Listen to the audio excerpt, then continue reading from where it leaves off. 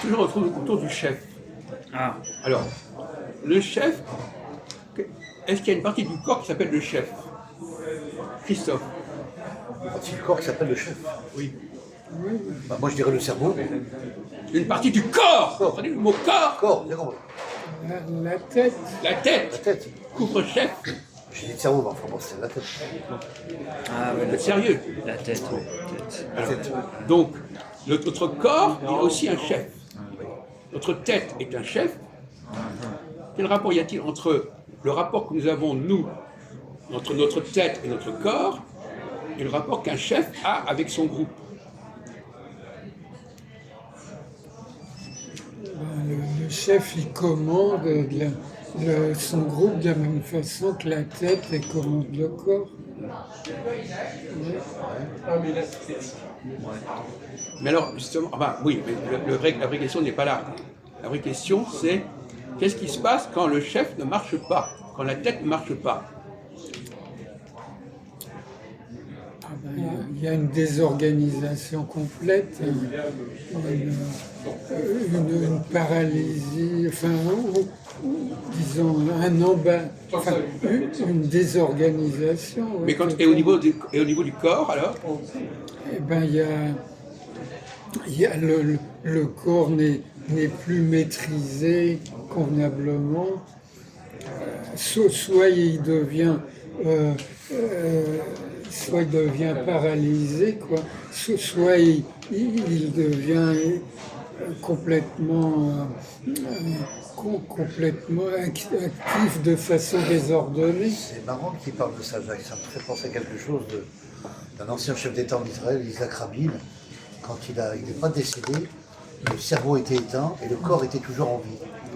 C'est important, ça. C'est vrai que c'est Anecdotique. Alors, Ouais. donc, la question, c'est le problème de la psychosomatique. d'accord. Vous nous expliquer ce que c'est que la psychosomatique? Non, je peux pas. Je peux pas expliquer. Serge, il va expliquer. Serge, explique-nous la psychosomatique. Ouais, je connais pas. Ben, Vas-y, c'est Serge, je te des- laisse pas faire. Vas-y. Non, mais, Te laisse pas non, mais impressionner. bien sûr. Non, mais ça, c'est quand même assez connu. Je pense que c'est Ben, c'est apparemment. des maladies qui sont censées avoir une origine cérébrale, une maladie physique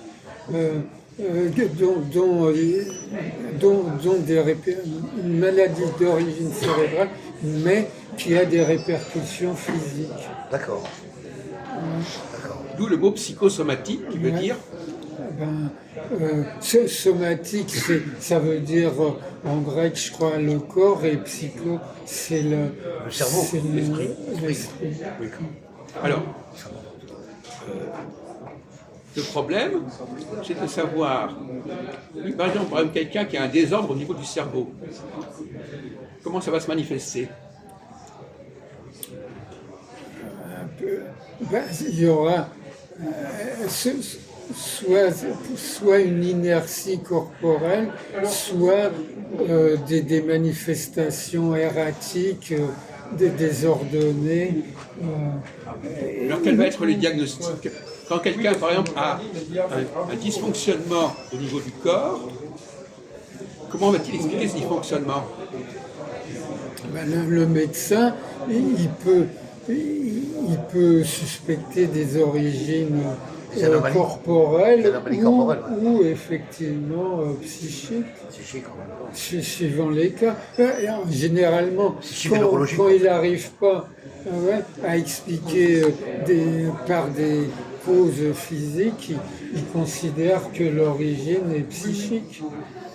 Alors, la question qui se pose, est-ce que le cerveau peut se décourager? Et qu'est-ce qui se passe quand le chef peut se décourager? Un chef peut se décourager. Bien sûr, bien sûr. Ça, c'est déjà vu. Ouais, c'est déjà On en fait. a parlé tout à l'heure. Il peut ça, dire, bon, c'est moi, je ne déjà peux plus vu. faire ça, je ne peux plus conduire ça, etc. Bon, est-ce que le cerveau peut se décourager? Se démobiliser, si vous préférez. Et qu'est-ce que ça provoque quand il y a une démobilisation du chef dans tous les sens du terme qu'on a abordé? Allez-y. Bah, moi, je dirais que quand il y a un découragement où le cerveau est touché, il n'y a plus de contrôle, quoi. C'est-à-dire il n'y a plus de... n'y a plus de directive dans le cerveau, donc automatiquement, il n'y a plus d'explication, même par le verbal, quoi. Et donc ça complique les situations. On ne va pas jusque-là, les gens on ne sont parle pas pas de plus ça. d'accord, oui. On parle de. Quand Oui, Jacques. le cerveau se décourage, Oui. quels sont les effets au niveau corporel? Il y a l'effet de faiblesse, Jacques. Quand on dit quand le cerveau Serge. se décourage volontairement, quand c'est consciemment que le cerveau décide de se démobiliser. C'est-à-dire, parce que sinon, si les aptitudes conscientes de la personne dont le cerveau est endommagé disparaissent, à ce Ne pas moment-là, dramatiser les choses, il ne s'agit pas d'être en. Vous avez parlé de maladie, la psychosomatique, c'est pas forcément une maladie. Maladie, oui. C'est un processus. C'est pas pareil qu'une maladie. C'est Ouais. simplement que, quelque part, Ouais. je ne suis plus disposé à faire certaines Ah choses. oui, C'est donc, pas forcément ouais, une d'accord. maladie. Non. ouais. De la même Donc, façon, lorsque le cerveau renonce à certaines choses, on n'est pas forcément dans la maladie. Ouais. Ouais, Oui, il y a un d'accord. refus automatiquement. Disons que ça peut Qui est donné par être le cerveau, quoi. un fonctionnement psychologique qui démobilise la personne et qui aboutit à un renoncement dans Oui, des oui, oui. tâches quotidiennes. refus. Est-ce que ça vous est déjà Forcément. arrivé, Serge, d'avoir votre cerveau qui ne veut plus assurer certaines fonctions? Ben, pas vraiment. Par à exemple, vrai prenons dire. vos lunettes, par exemple. Ouais. Vous avez des lunettes. Les lunettes, C'est important. c'est comme quelque part, le cerveau qui ne veut plus fonctionner. Oui, enfin, il y a un affaiblissement, effectivement, du cerveau Non, mais et il veut des plus, yeux. affaiblissement, en tout cas, il ne veut plus fonctionner. Ça ne peut plus fonctionner. Ça ne veut pas dire qu'il est affaibli. On vient de dire tout à l'heure, il peut très bien en avoir marre. Ouais. Et à ce moment-là, qu'est-ce qu'on fait quand il y a un affaiblissement? Qu'est-ce qu'on fait? On se remotive. Voilà. Il faut On remotiver rebooste. le cerveau. On rebooste le cerveau. Il ne faut pas dire seulement qu'il y a un affaiblissement. Il faut quelque part. Pour rebooster le cerveau, remotiver la situation, redonner un peu de. Comment peut-on un peu de faire, tonus, par exemple, quoi, je veux dire. Quelqu'un qui se met à mettre des lunettes, ça veut dire que son cerveau ne veut plus faire l'effort de voir les choses. Quelque part. D'accord? D'accord. Il y a une paresse. Ouais. Aussi. Et la question est de savoir si j'accepte que je ne vois pas bien, ou bien si je refuse cette situation. D'accord. Le fait de voir bien. Je refuse d'accepter que je ne vois pas. Je me dis, je suis en train d'être, mon cerveau est en train de se décourager, de se mettre en grève. Qu'est-ce que je fais? Vous pouvez me répondre à ce sujet? Oui, oui, je vais essayer de répondre. Jean-Marc. Avec les technologies actuelles, l'homme peut retrouver une vue correcte, mais j'imagine que si on remonte à l'époque de, je sais pas moi, il y a 2000 ans en arrière, ce n'est pas possible, il n'y a pas les techniques, il n'y a pas les... On ne parle pas de technologie là. Les lunettes, mais les justement, c'est vrai le instruments, contraire. les instruments. Comment peut-on se passer de lunettes? Ah d'accord, j'avais pas compris. Non, mais il n'a pas compris. On n'est pas en train de parler de comment- technologie, on est au contraire de dire comment peut-on éviter la technologie? Ah d'accord, La stimulation du cerveau par rapport à la d'accord. vue.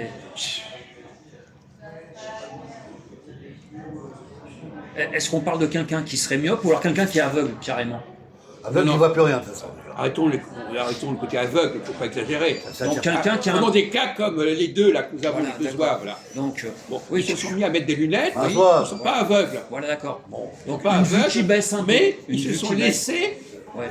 ils sont dans une pente Ouais. de renoncement à voir sans lunettes. C'est pas grave, j'ai dit une petite erreur. J'ai eu le droit à un accident, c'est différent. Mais je ne veux pas rentrer dans le cadre privé. D'accord. C'est pour ça que je porte des lunettes. Mais je D'accord. vous écoute maintenant. D'accord. Mais on peut prendre un autre exemple. Prenons quelqu'un, Oui. par exemple, qui Oui. a du mal à marcher. Oui. Oui, Il perd son équilibre. Oui, il a des d'accord. problèmes d'équilibre. ouais, ça arrive. Bon.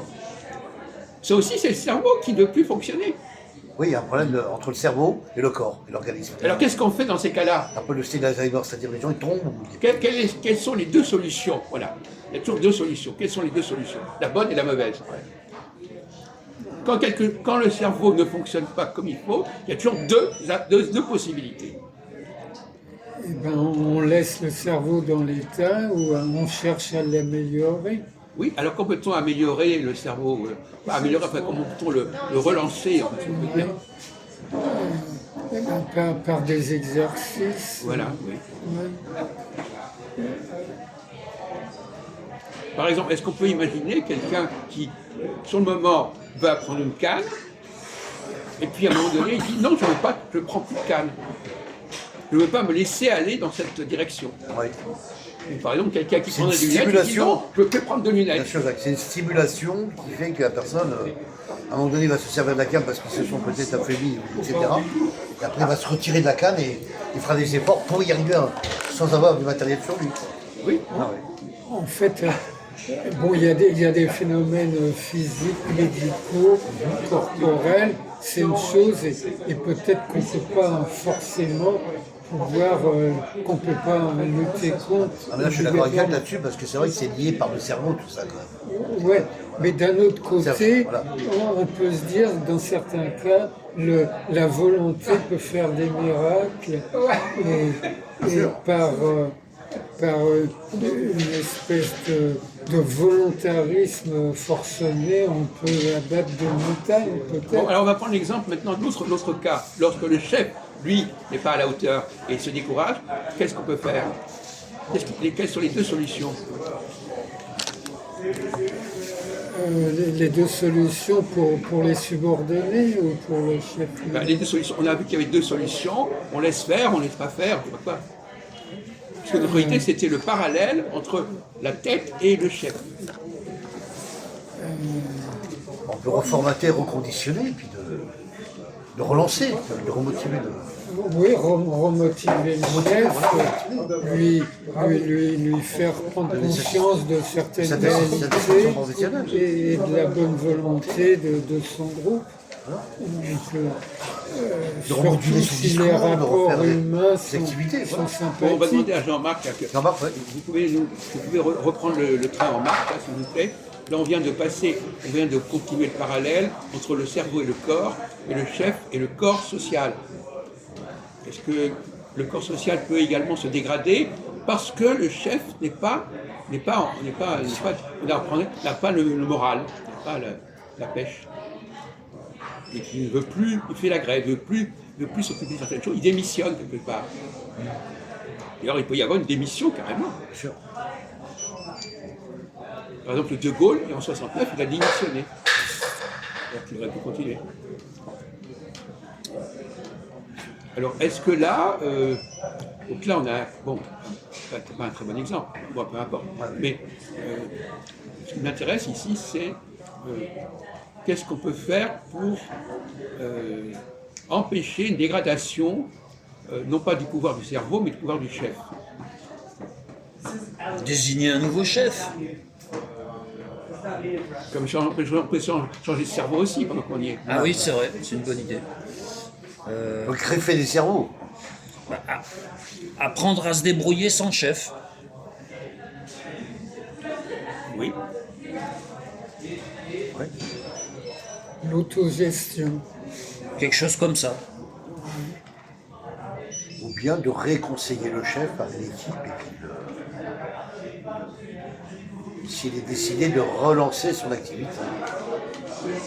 Donc on retourne dans le débat qu'on a eu tout à l'heure, à savoir le découragement, qui est déterminé par un processus intérieur et qui fait que malgré les raisons de continuer, la personne veut arrêter.